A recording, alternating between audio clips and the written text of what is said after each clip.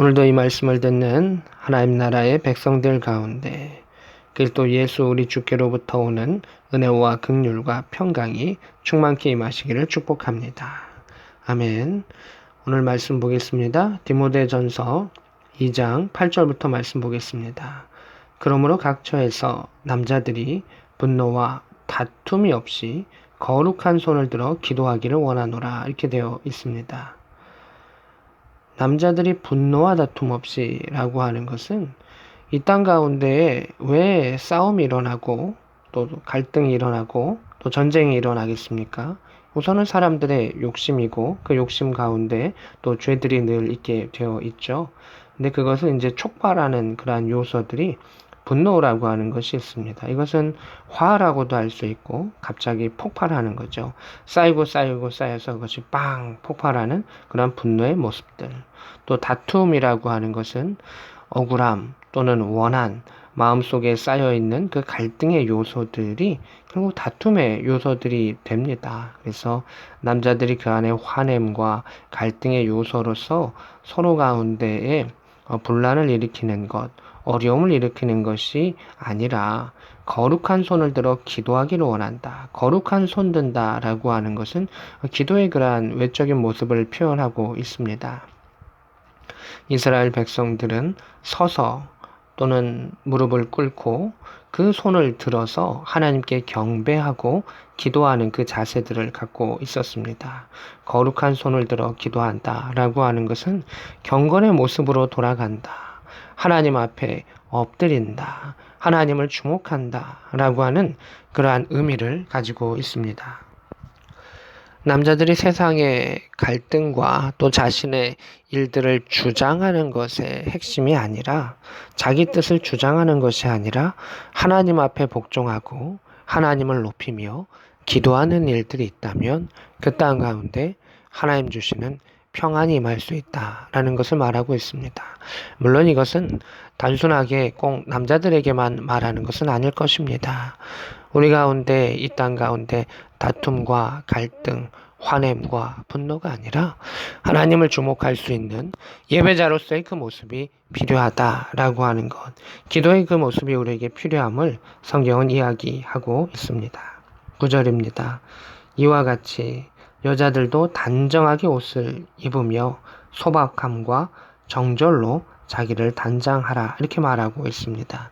이것은 당시의 풍습과도 관련이 되어 있는데 당시에 이제 로마의 귀족들 또 귀부인들 이런 사람들은 자신을 과하게 꾸몄습니다. 자신을 그저 남들에게 잘 보이고자 풍부하게 꾸몄었고 그러한 것에 사람들은 그 핵심 요소들을 다 이렇게 에너지를 쏟았던 것을 보게 됩니다. 그러나 신앙인들은 세상의 사람들처럼 자기 자신을 과하게 꾸미고 남들에게 잘 나타내고자 하는 것이 아니라 신앙으로서 자신을 꾸며라. 그리고 자신을 단정하게 하고 또한 세상과 다른 정결함의 그 모습으로 살아가야 한다라고 말하고 있습니다. 그래서 정절로서 자기를 단장하고 이렇게 되어 있습니다. 믿음의 사람은 신앙의 요소로 또 경건함으로 자신을 단장해야 함을 하나님의 말씀을 통해서 우리에게 가르쳐주고 있는 것을 보게 됩니다. 따은 머리와 금이나 진주나 값진 옷으로 하지 말고 오직 선행으로 하기를 원한다. 소박함과 정절함으로 자기를 단장하는 것은 선행으로서 자기를 단정하는 것과 같은 의미를 가지고 있습니다. 하나님의 뜻대로 살면서 하나님의 계획대로 그것을 행하는 것이 우리의 삶의 열매입니다. 또 그것들의 열림을 통해서 우리는 하나님 나라의 백성임을 표현할 수가 있습니다.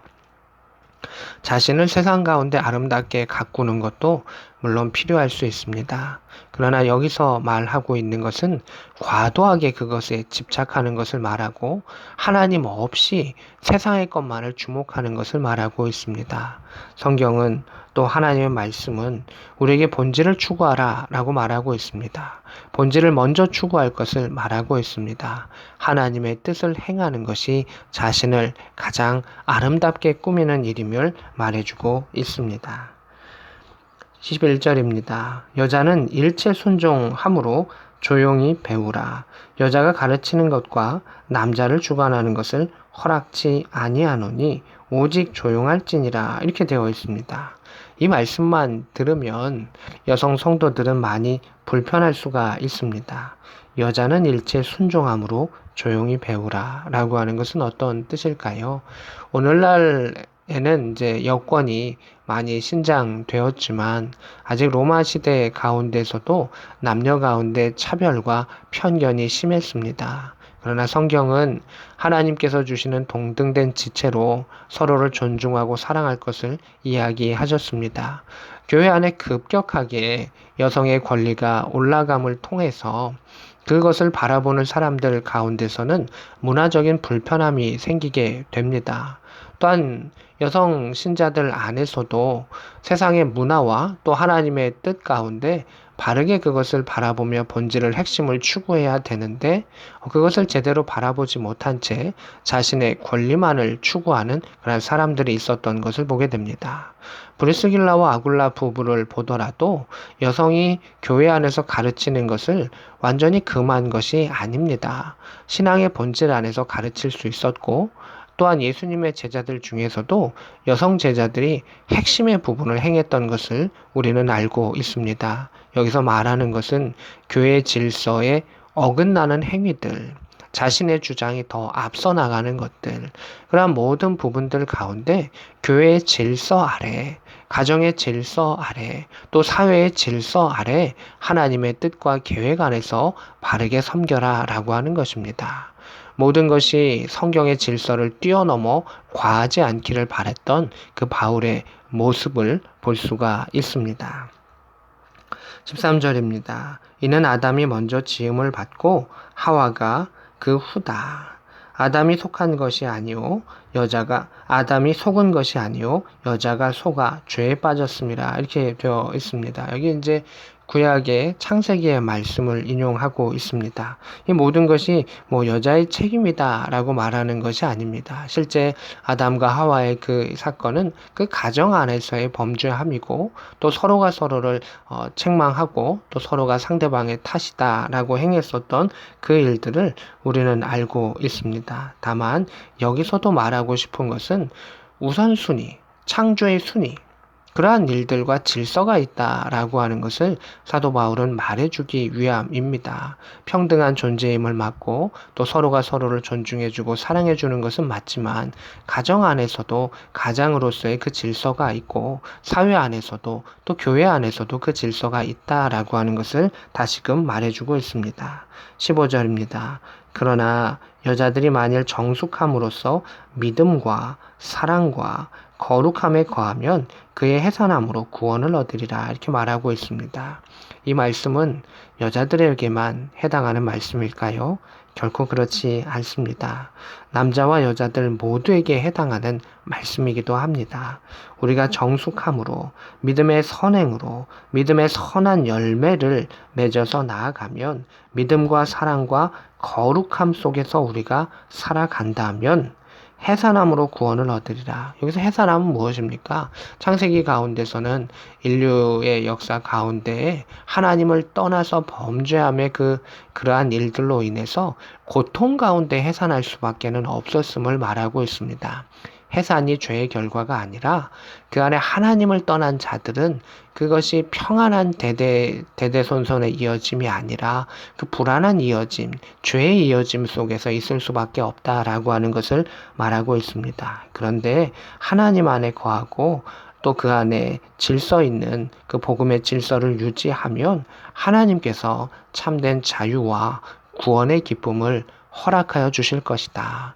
더 이상 죄에 매여가지고 불안해하고 또 두려워하는 그러한 존재가 아니라 하나님의 믿음의 가문을 이어갈 수 있는 복을 허락하신다라는 것을 보게 됩니다. 우리 안에 기도할 때 어떻게 기도해야 하는가? 자신의 욕망과 욕심으로 인해서 급하게 나아가다가 분노하거나 다툼하는 것이 아니라 하나님께 엎드려 그 손을 들고 기도하라 이야기하고 있습니다. 또한 교회 안에서, 가정 안에서 그 질서들이 있는데 그 질서를 바라보면서 하나님을 존중하며 믿음의 선행을 하며 살아갈 것을 말하고 있습니다. 성경은 세상의 것을 다 필요 없다라고 말하는 것이 아닙니다. 하나님의 것을 우선시하는 가운데 나아가면 하나님께서 참된 자유와 평안을 주실 것을 우리에게 약속하셨습니다. 오늘도 먼저 하나님의 것을 구하고 찾는 가운데 또 우리의 필요를 채워주시는 하늘의 놀라운 은혜를 경험할 수 있는 복된 저와 여러분 될 수 있기를 우리 구주 예수 그리스도의 이름으로 축복합니다. 아멘.